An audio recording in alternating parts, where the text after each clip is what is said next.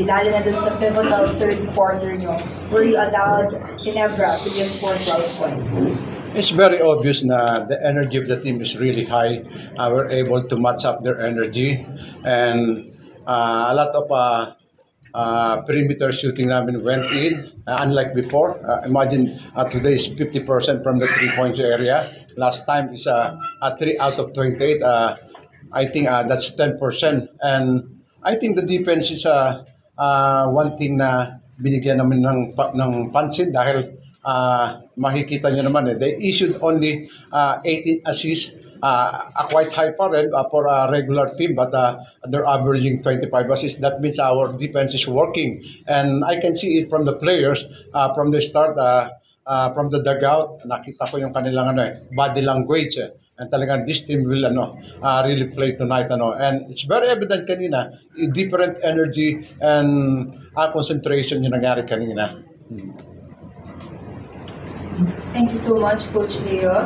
Junmar, pag-usapan naman natin ikaw. Ano bang mga naging adjustment mo sa kung paano ka maglaro usually para matiyak na kahit na may iniinda ka, magiging problema ka pa rin para sa Ginebra? Una-una sa lahat, nagpapasalamat kami wala na injury sa game na to. And then yun, thankful ako sa kila coach, sa mga coaches namin, sa mga teammates ko.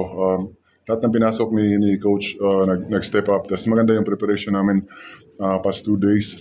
And then, kailangan namin yun nga, ipanalo yung game na to kasi hirap pag down 3-1. So, ayun, laging nilin naman ni coach na yun nga, kailangan namin itaas yung intensity, and then kailangan namin i-execute yung mga plays namin. And then, yun yung ginawa namin tonight. So, ayun, nakuha namin yung panalo. Thank you, Abay. We're now opening the floor to the media.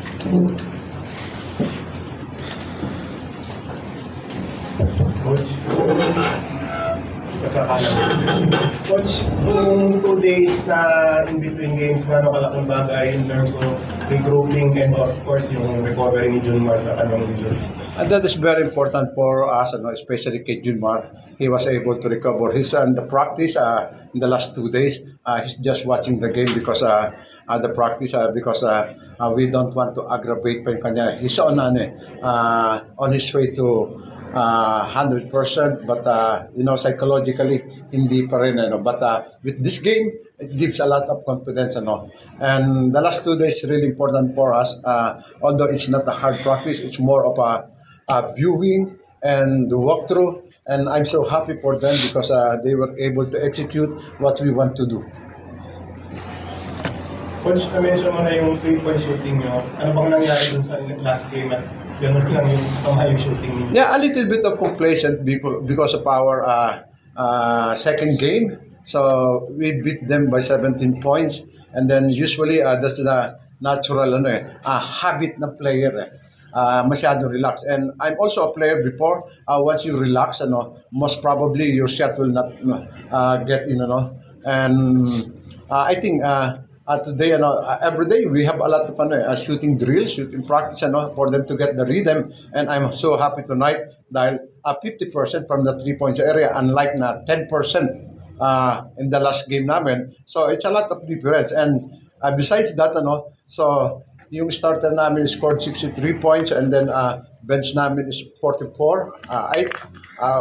Unlike last game namin, 54 yung bench namin, and then 36 yung starter namin. But today, well distributed yung scoring, although siyempre yung first string, so they gain a lot of points because of longer playing time. But I'm so happy with those players of the bench, especially Jeron. Dahil before, I talked to him because I'm so guilty with him because I was not giving him a playing time, and I talked to him and I said, just be patient, just do the thing you're doing every day, and you might never know, your time will come. And I think tonight's game is really moral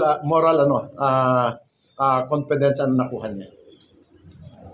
Coach, I know you're already dealing with yung injury nga ni Junmar, pero kanina parang na-injured din si Dre Kahili. Oh yeah, oo nga pala. Andres and Spanish na next game. Yeah, for sure.